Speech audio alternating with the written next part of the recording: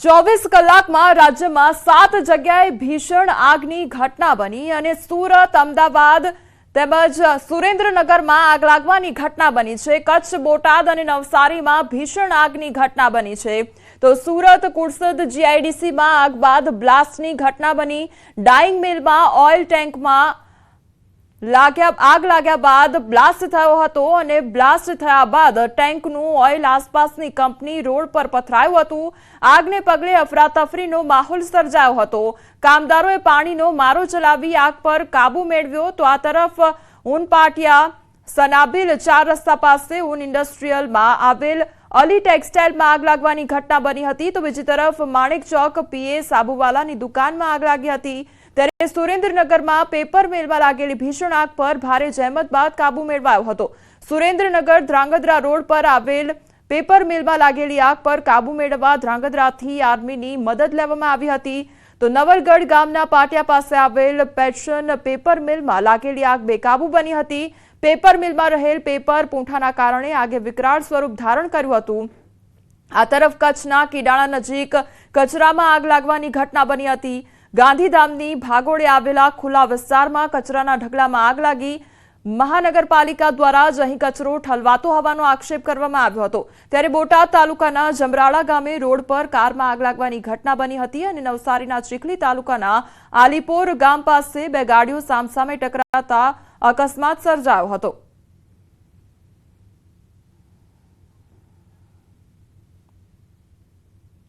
સુરતના ઓલપાડ તાલુકામાં જંગલી ડુક્કરનો ત્રાસ યથાવત જોવા મળ્યો છે। જંગલી ડુક્કરે વધુ એક ખેડૂત પર હુમલો કર્યો છે। તો ભાદોલ ગામે ડાંગરના ખેતરમાં કામ કરી રહેલ ખેડૂત પર હુમલો કર્યો। ખેડૂતને જમીન પર પછાડી ખેંચવાનો પ્રયાસ કરવામાં આવ્યો। ખેડૂતે બૂમાબૂમ કરતા અન્ય ખેડૂતો આવી ગયા હતા। ખેડૂતને કમરના ભાગ નીચે ઈજાઓ પહોંચાડી હતી। ગ્રામજનોએ નક્કર પગલાં લેવા માટે માંગ કરી છે।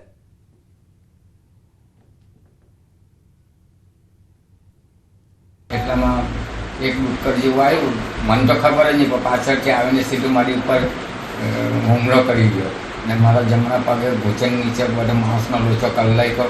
પછી કેરના ભાગે પાછું વાંકો વળેલો એટલે કેરના ભાગે બધું ગચકા ભર્યા। જામનગરમાં રખડતા ઢોરના કારણે યુવકનું મોત નીપજ્યું છે અને ગોકુલનગર પાસેની આ ઘટના સામે આવી છે। રોડ વચ્ચે ઢોર ઉતરતા અકસ્માત થયો હતો। સિમેન્ટ ભરેલા ટ્રક નીચે કચડાતા મોપેડ ચાલકનું મોત નીપજ્યું। અકસ્માતની ઘટના સીસીટીવી કેમેરામાં કેદ થઈ છે। મોપેડ ચાલક ગાય સાથે અથડાયો, જે બાદ નીચે પટકાયો હતો। ત્યારે સામેથી આવતા ટ્રક નીચે આવી જતા યુવકનું ઘટના સ્થળે મોત નીપજ્યું હતું। જામનગર જિલ્લા કોળી સમાજના પ્રમુખના 24 વર્ષના પુત્રનું અકસ્માતમાં મોત થતા શોકની લાગણી વ્યાપી હતી।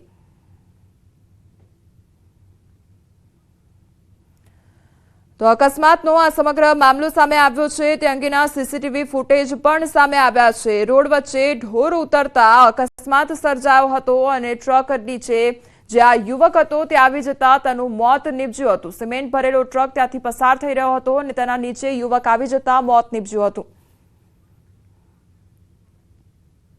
યાત્રાધામ દ્વારકામાં વધુ એક વખત આખલાનો આતંક જોવા મળ્યો છે। જગત મંદિર નજીક બે આખલા વચ્ચે યુદ્ધ સર્જાયું।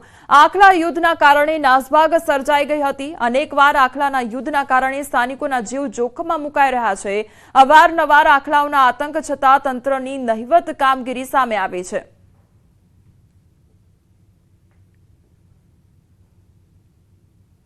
સુરેન્દ્રનગરમાં પાણીની પારાયણ ઉઠી છે। જી હા, વઢવાણ મૂળચંદ રોડ પર આવેલી સોસાયટીઓમાં પાણીની તંગી ઊભી થઈ છે।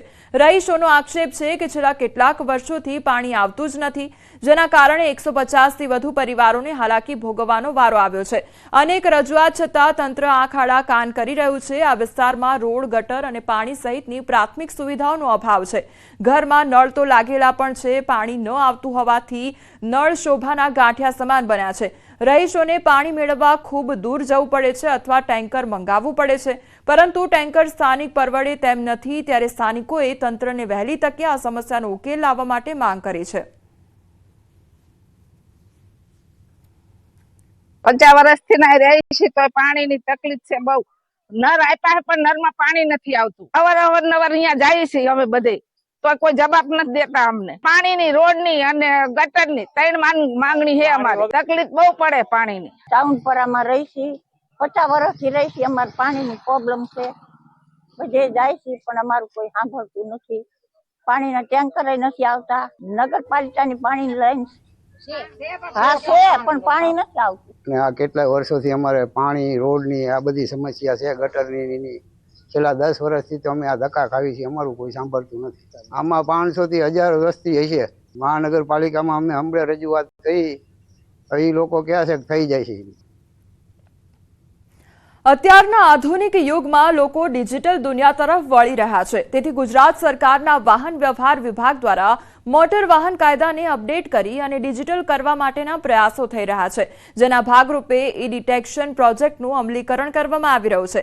રાજ્ય અને કેન્દ્ર સરકાર હસ્તકના હાઈવે પર ચાલતા ટોલ પ્લાઝા પર પણ ઈ ડિટેક્શન સિસ્ટમ ગોઠવી આ પ્રોજેક્ટનું અમલીકરણ કરવામાં આવી રહ્યું છે.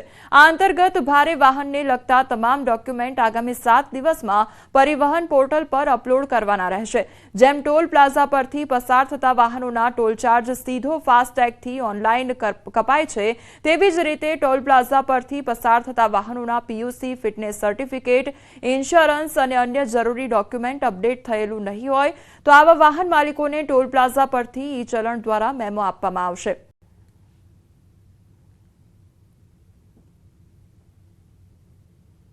ડ્રાઈવરોને તો ઘણી સુવિધા મળશે એનું કારણ છે કે એને ભૂલથી રહી ગયું હોય અને ચલાણ ભરાઈ જાય અને અમારી ગાડીનું કદાચ પીયુસી ન હોય અને એક્સિડન્ટ થાય તો એને જે ઇન્સ્યોરન્સ નથી મળતા એની કદાચ આમાં જોગવાઈ આવી જશે તો એ ફાયદો થશે, કારણ કે પીયુસી વગર એક્સિડન્ટ થાય તો એને ઇન્સ્યોરન્સ પાકતું નથી. ના, સારામાં સારો નિયમ છે. પહેલા ભૂલી જતા, હવે તો ટોલ નાકું પાર કર્યું તો ડાયરેક્ટ સેટના મેમોમાં વહી જવાનું, એટલે ઓનલાઈન મેમો વહી જવાનું, એટલે સેટને ખબર પડે કે ના આપણે ભૂલે ડાયરેક્ટ થઈ જાય. સારામાં સારું છે ને. એટલે હું તકલીફ હતી એ તકલીફ વહી ગઈ ને, હવે તકલીફ ના રહે ને. એમ ડાયરેક્ટ માલિકને જ ખબર પડશે. એ ચલણ પોલીસ વાળા કઈ રોકી તો ટાઈમ ના વેસ્ટ થાય આપણો, એ સારા માટે છે. ટોલ નાકા પરથી ડાયરેક્ટ ઓનલાઈન ખબર પડી જશે મોબાઈલમાં. ટ્રાન્સપોર્ટ માટે બી સારી છે, ટ્રકના ઓનર માટે બી સારી છે અને ડ્રાઈવરો માટે બી સારી છે. અને આ સરકારની જે સિસ્ટમ છે એને અમે આવકારી છીએ. વડોદરા ડભોઈ એસટી ડેપો બહાર જાહેરમાં છૂટા હાથની મારામારી થઈ છે. બે ઇકો ચાલકો વચ્ચે ઘર્ષણ સર્જાયું. પેસેન્જર ભરવાની લાઈનમાં ઇકો ચાલકો અડીંગો જમાવીને બેસતા હોય છે. ડેપો પોલીસ ચોકીથી 10 કદમ દૂર ઇકો ચાલકો વચ્ચે બબાલ થઈ અને જાહેરમાં મારામારીના વિડીયો સામે આવ્યા છે. ડભોઈ પોલીસ તંત્રની મહેરબાનીથી ઇકો ચાલકો બેફામ બન્યા છે, તો નાગરિકોની ફરિયાદ બાદ બંને ઇકો ચાલકની અટકાયત કરવામાં આવી છે.